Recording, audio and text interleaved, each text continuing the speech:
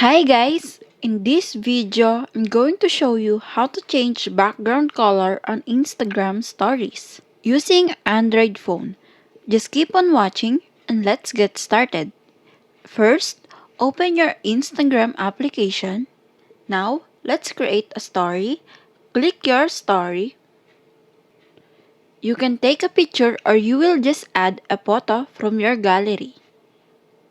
This is the first way to add a background color on your Instagram story. Tap this. You can choose a color for your background. Example, this one. Tap it to the screen. On the upper screen, you will see an eraser.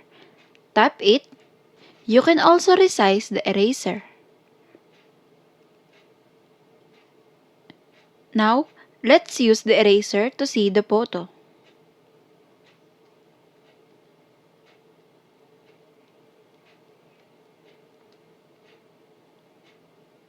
If you make mistake, just tap this to undo.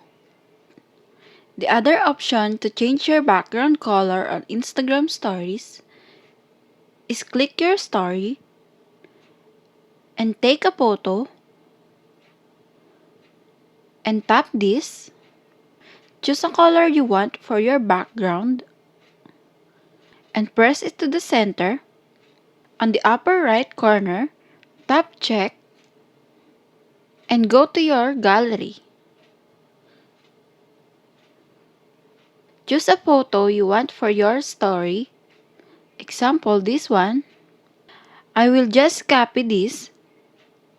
Now let's go back.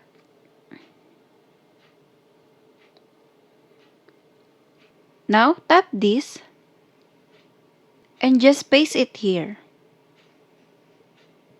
You can resize your photo. If you're done, tap your story. Now let's check it. And that's it.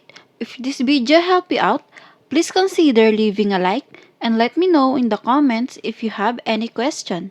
Have a good day!